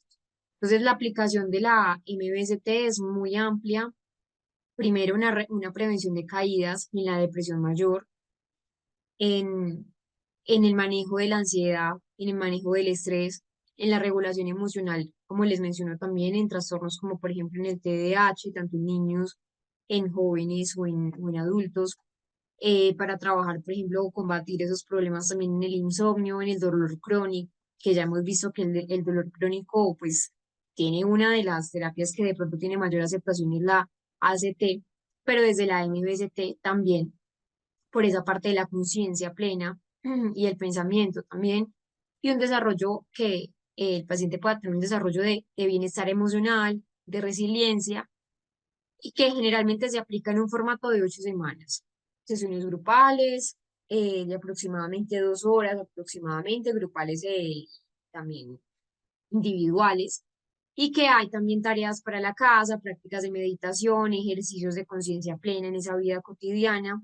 Algo importante que les menciono es que aunque el mindfulness tiene muchísimas aplicaciones clínicas, como por ejemplo en el consumo de sustancias, en los trastornos de la conducta alimentaria, no siempre va a ser, al igual que ya hemos visto, como por ejemplo en qué caso la ACT de pronto no tiene como una acogida terapéutica en algunos diagnósticos, en qué aspectos, por ejemplo, la, la, la, la desensibilización no es la mejor, etcétera. Al igual, de pronto también la MBCT tiene sus desventajas. ¿En qué personas, en qué pacientes, pues o acá, en qué participantes, como les llaman, de pronto no son los mejores candidatos para este tipo de terapias? Primero, es que aunque parece ser una terapia muy amplia en el sentido de que de pronto se puede como introducir a muchos tipos o a muchos estilos de paciente, no va a ser en todos los casos. Un ejemplo, en pacientes que tengan un trastorno bipolar, recuerden que en la fase, pues en el trastorno bipolar hay fase maníaca o fase depresiva, que es una fase depresiva severa. Entonces, durante esos episodios de manías, la idea es que esa atención plena no se trabaje porque va a intensificar esa hiperactividad mental, donde lo que vamos a hacer es un daño importante en el paciente que tenga un episodio maníaco. Y por lo contrario, en pacientes con trastorno afectivo bipolar, pero en fases que de pronto ya estén en una fase mucho más de estados depresivos graves. Cuando hablamos de una introspección, sin una adecuada orientación, va a aumentar esa parte de desesperanza. Entonces la idea no es esa. Otro que creo que es como más que eh, obvio decirlo, pero que no está de más, son en la esquizofrenia, en trastornos delirantes, es decir, en un trastorno psicótico, pero que esté activo, no que esté controlado, que esté activo. Entonces, claro, el mindfulness, esa conciencia plena, va a aumentar esa despersonalización que puede haber en la esquizofrenia o trastornos delirantes y generar una mayor confusión en las personas con un síntoma psicótico activo. Entonces, ¿cuál es la recomendación? Que primero esté estable con tratamiento farmacológico, de pronto utilizar de primera línea un tratamiento terapéutico no desde mindfulness, sino desde segunda generación o primera generación y luego pasar a tercera, si evaluamos que el paciente realmente puede estar allí. Hay personas que tienen, por ejemplo, un trastorno de estrés postraumático que no está tratado.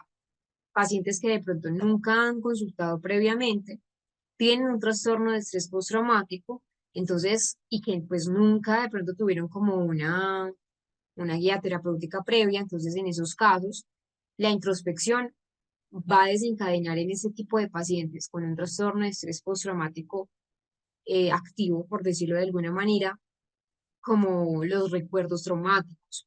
Entonces la persona no va a tener herramientas para manejarlos. Entonces en esos casos es recomendable primero un enfoque de regulación emocional, un enfoque más de pronto especializado en el trauma, podría ser esa segunda generación y luego sí pasar a la MBST, que es la terapia cognitiva basada en el mindfulness.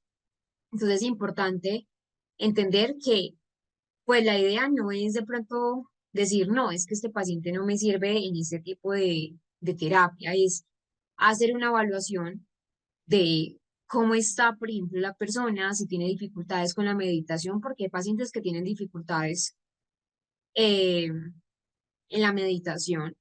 Hay personas que dicen, no, es que yo no creo en la meditación, porque como les mencionaba, pues ahora la meditación o esa metodología Zen, si viene desde una eh, metodología o una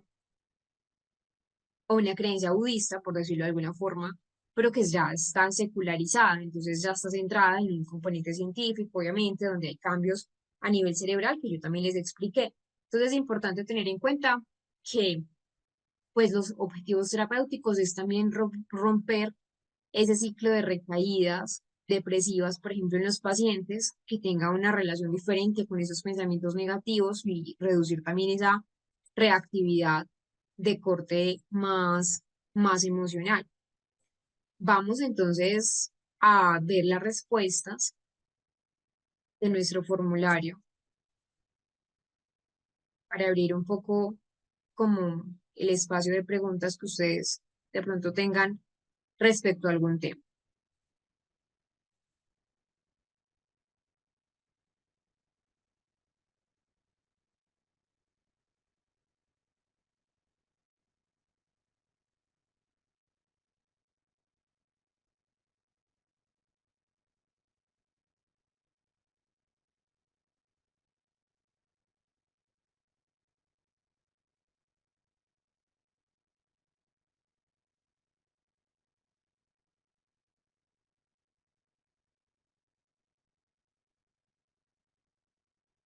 Primera pregunta. La primera pregunta era, ¿cuál es la definición básica de la conducta humana? Entonces recuerden que la conducta humana son acciones que están mediadas también por un componente biológico, la parte cognición y que toda conducta desde terapia cognitivo-conductual tiene un propósito, para algo sirve, así sea disfuncional. Cuando me refiero para algo sirve es porque el paciente le es funcional, por eso lo vuelve y lo hace, pero que es desadaptativo al fin y al cabo. ¿Qué autores fueron los más importantes para la primera generación o la primera ola? Wolff, Skinner y Einstein con la teoría de la personalidad, desde el modelo de la terapia racional emotivo-conductual de Albert Ellis. Recuerden que tiene tres componentes. A, que son los acontecimientos activadores. B, que son esas creencias y esos pensamientos. La parte C, que son esas consecuencias emocionales y las conductas. ¿En qué se basan las técnicas para incrementar, instaurar y reducir las conductas? Entonces, en los principios del condicionamiento operante, que también es llamado condicionamiento instrumental. La respuesta pues de la pregunta número 5 era un reforzamiento continuo y reforzamiento intermitente. La de las 6 era, el castigo es la presencia de un estímulo negativo o aversivo y la retirada de un estímulo positivo después de haber realizado una conducta. Recuerden que hay castigo positivo, castigo negativo. Cuando el objetivo de un proceso de intervención conductual es incrementar conductas del repertorio individual, se utiliza el reforzamiento. La 8, la respuesta era que la TCC se caracteriza por una comprensión de la causa, una percepción del contexto, una interdependencia entre los pensamientos, las emociones y las conductas.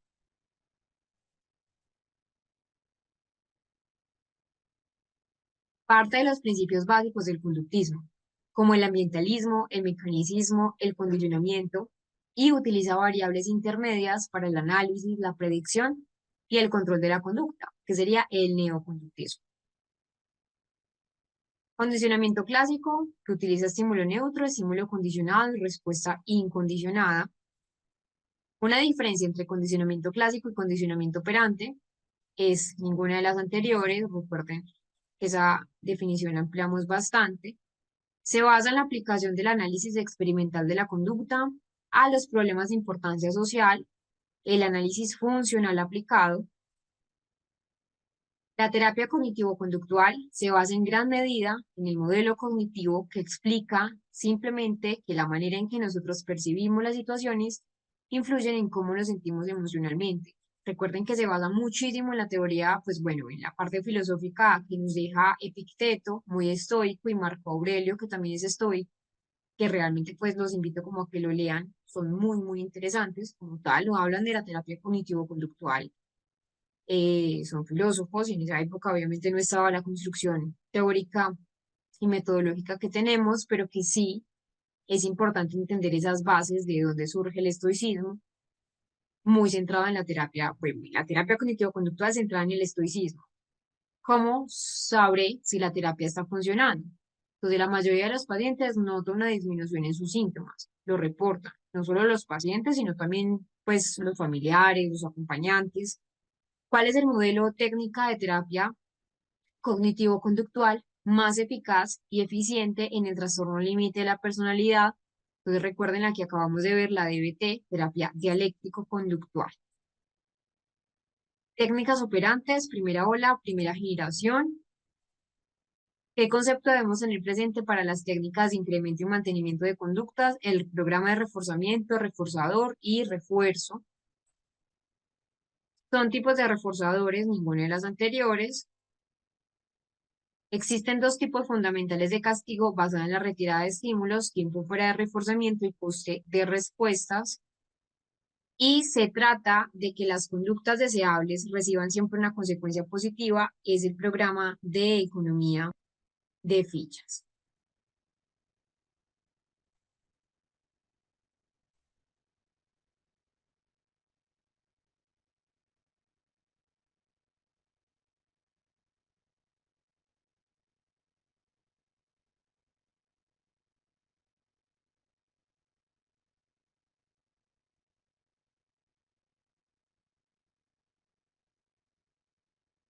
Bueno, cuéntame un poco, ya para dar conclusión al diplomado, qué preguntas tienen, qué inquietudes tienen referentes a algún tema que nosotros hayamos trabajado y quieran de pronto ampliar.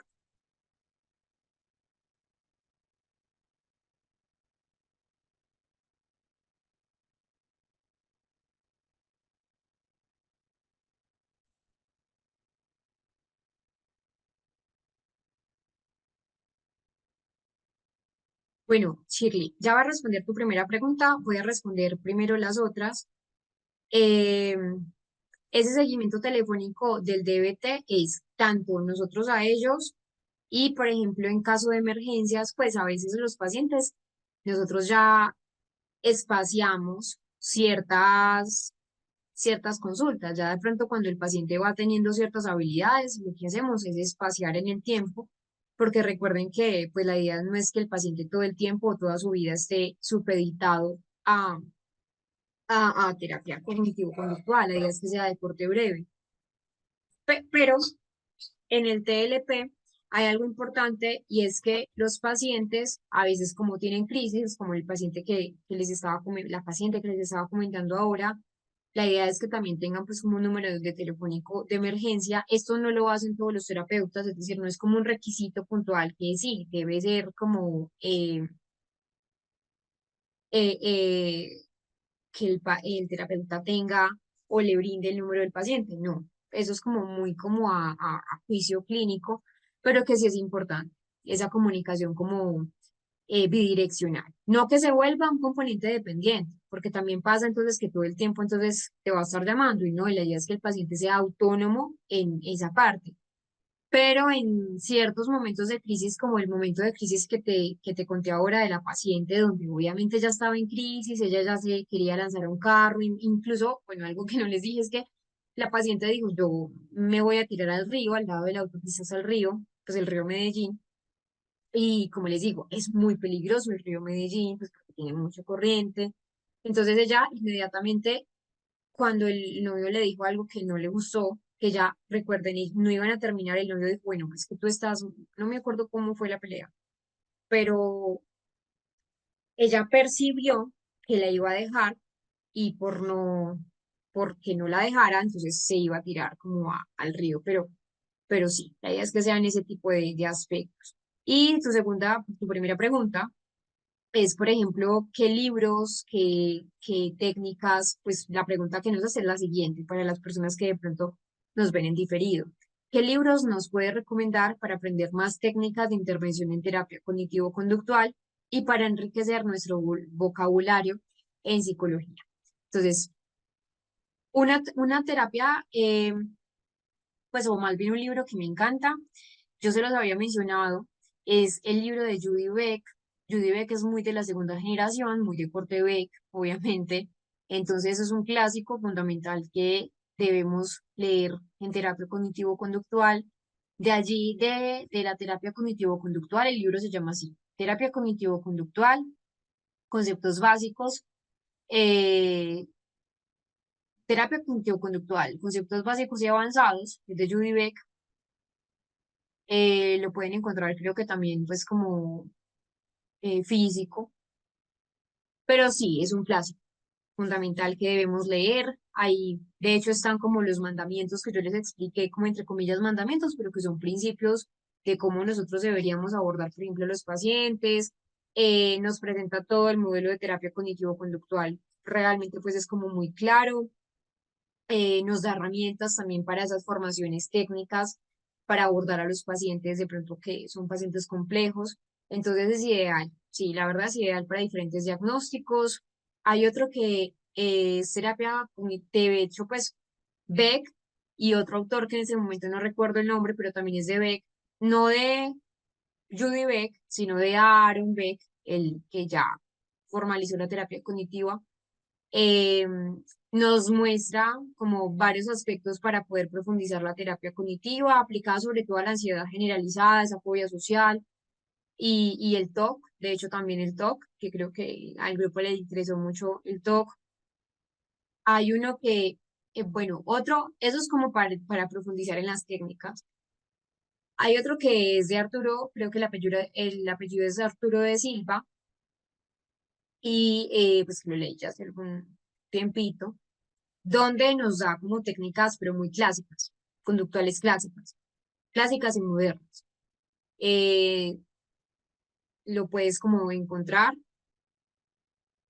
El de Beck, el de Aaron Beck o el de Judy Beck, Constanza, que son dos Beck, Judy y Aaron Beck. El de Aaron Beck es terapia cognitivo-conductual para trastornos de ansiedad.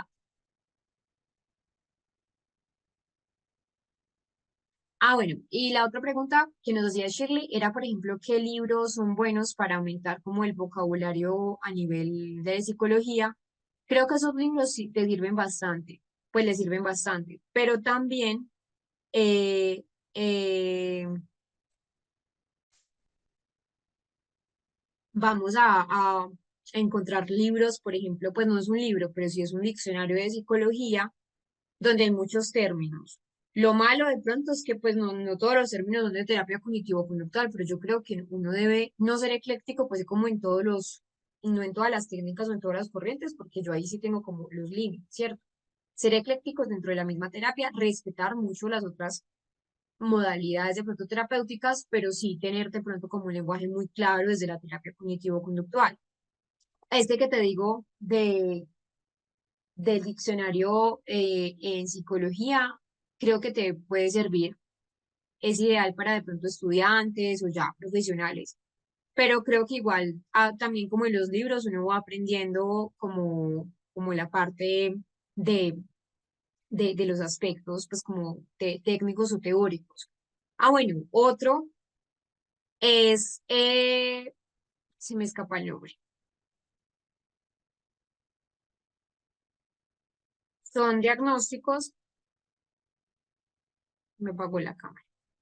Bueno, son diagnósticos, eh, pues como conocer cuáles son los diagnósticos, no solamente los diccionarios, sino, por ejemplo, cómo son los diagnósticos, es decir, esa parte de la psicopatología es importante también tenerla presente para conocer, pues, a qué nos estamos enfrentando. Entonces, es importante también tener libros para comprender mucho mejor esos conceptos, términos, ya de pronto más usados en esa parte de psiquiátrica, en la parte clínica, para poder realmente no solo abordar desde las técnicas, sino que recuerden que la idea también es que nosotros hagamos una psicoeducación al paciente de lo que es el diagnóstico y pues para eso necesitamos dominarlo muy bien.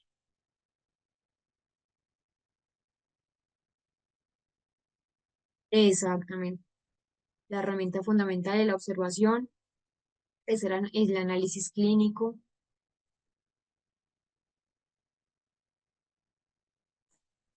Bueno, por acá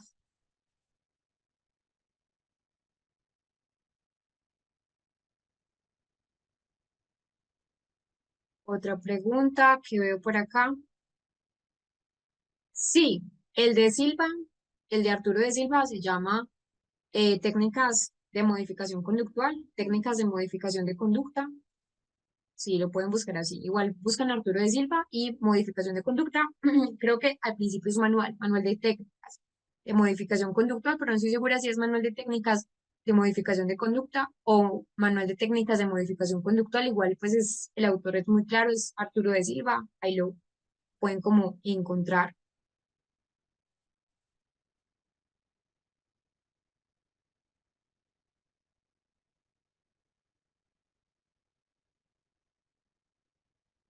Ah, bueno, por acá veo las preguntas.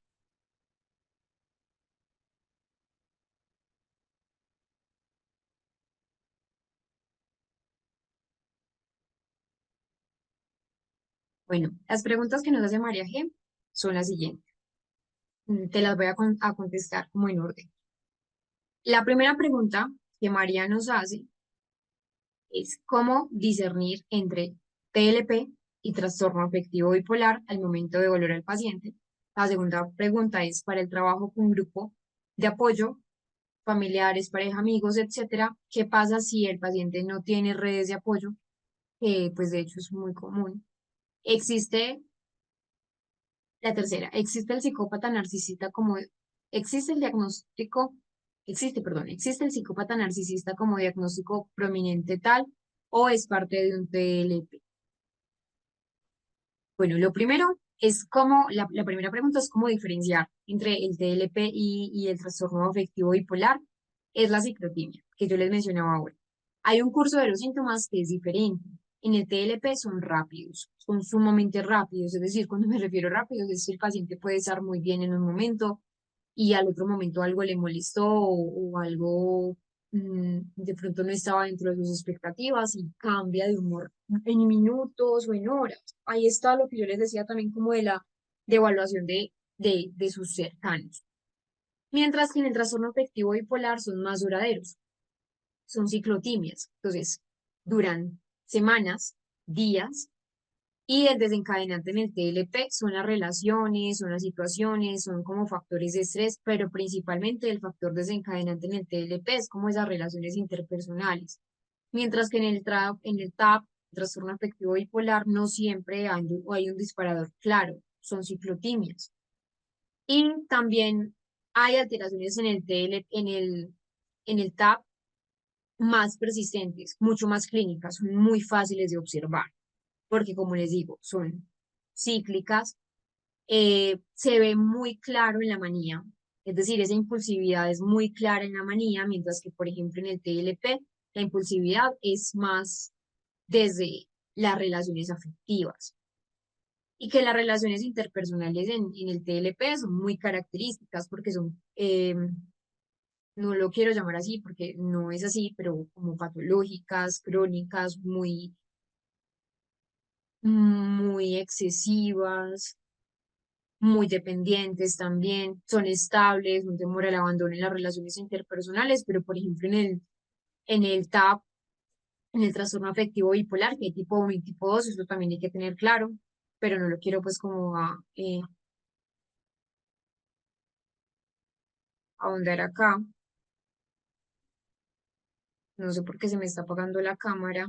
Bueno, en el tipo 1 y tipo 2 que son diferentes, las relaciones interpersonales no, no tienen dificultad realmente, pues no hay, generalmente no hay dificultad, como pues no siempre hay como conflictos, pues no es el centro, no es el núcleo como tal del TAP, en cambio en el TLP sí.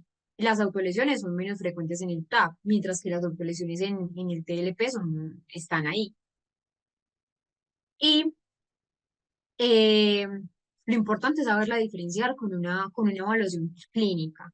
Ahí es donde también, pues por ahí un estudiante dijo la observación, una historia clínica detallada, cómo es el curso de los síntomas, cómo son los antecedentes familiares. La idea es hacer también pues escalas específicas para pues, para el TLP. Eh, Nos ayuda a diferenciar, pues hay uno que es el MDQ para trastorno bipolar, el, el SSID 5, no sé si están bien las siglas, pero sí, es el para el TLP. ¿Y qué pasa si el paciente no tiene redes de apoyo para trabajar? Pues primero, hacer un grupo de pronto terapéutico, grupos terapéuticos si hay acceso, incluirlo de pronto en grupos con otros pacientes con dificultades similares para que pueda conocer como personas en un entorno seguro, en un entorno controlado y con las mismas dificultades. Y esto de pronto no se varía mucho como de país a país, pero acá, por ejemplo, hay muchas referencias de ONGs, acá hay muchos centro día, entonces algunos servicios de alcaldías pueden facilitar estas redes, pues sobre todo como en las áreas más de salud. No sé si en todos los municipios o si en todas las ciudades cambia y en los países también, pero así es como una construcción de una red de apoyo. De pronto, que no es la red de apoyo, pues como que se espera de la familia, pero que sí, la idea es construir así. Y tu última pregunta, que voy a subir por acá, que se me perdió la pregunta, ya.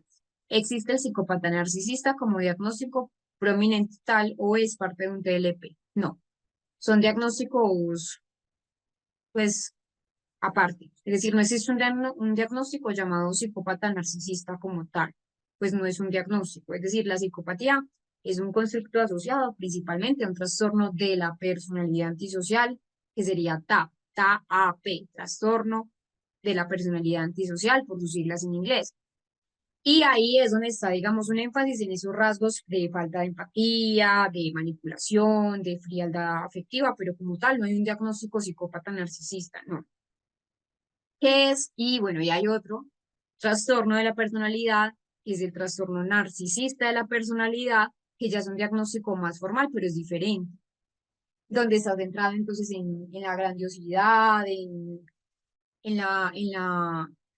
la propia admiración o incluso en la necesidad de que otras personas lo estén admirando, lo estén adorando, adulando. También en la parte narcisista hay una falta de teoría de la mente y una falta de empatía, pero no necesariamente hay una conducta antisocial en el paciente narcisista. Y en el TLP puede sí compartir rasgos con otros, pues con narcisista de la personalidad y con trastorno antisocial, pero que se diferencia porque hay una inestabilidad emocional. Hay un miedo al abandono, hay conductas autodestructivas, pero como tal tu pregunta, pues el término correcto en psicopatología, pues no es psicópata narcisista, eso pues no hay como un término exacto, sino la psicopatía como trastorno antisocial, trastorno narcisista, donde pues es un diagnóstico ya formal, donde hay necesidad de grandiosidad, etcétera. A veces sí hay comorbilidad entre TLP, la TAP, entre el TAP y entre el narcisista, pero sí se deben evaluar por separado. Entonces, cuando se habla de un término psicópata narcisista, pues digamos que es más coloquial que clínico, no es un término clínico, es más como un término que no se usa en clínica, sino como en conversaciones como hay, psicópata narcisista, pero eso no es un término clínico realmente, eh, no es como pues un perfil real, el perfil real es, digamos que sí hay alta comorbilidad, pero no se habla de, pues, como psicópata narcisista, se habla como psicopatía, pues un trastorno antisocial de la personalidad, un trastorno narcisista y un TLP, que es el trastorno límite de la personalidad.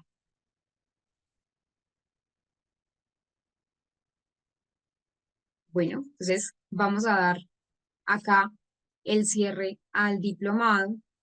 Eh, la idea es que haya sido una experiencia enriquecedora para ustedes, para ese fortalecimiento del conocimiento, desde terapia cognitivo-conductual. Durante estos 9 días creo que hemos explorado muy bien esos modelos y esas aplicaciones prácticas y que la idea es que ustedes también hayan tenido esas herramientas para mejorar la intervención clínica con sus pacientes.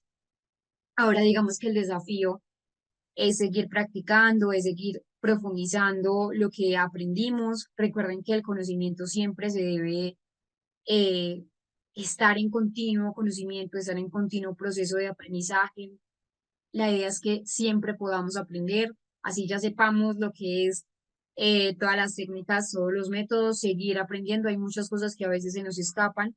Entonces el compromiso es ese, a seguir actualizándonos. La verdad, muchísimas gracias por la participación, muchos logros en su vida profesional y en ese camino también académico, si les gusta lo académico. Espero entonces verlos pronto en una nueva clase, pues en un nuevo diplomado y espero que estén muy bien. Chao, que descansen muchísimo.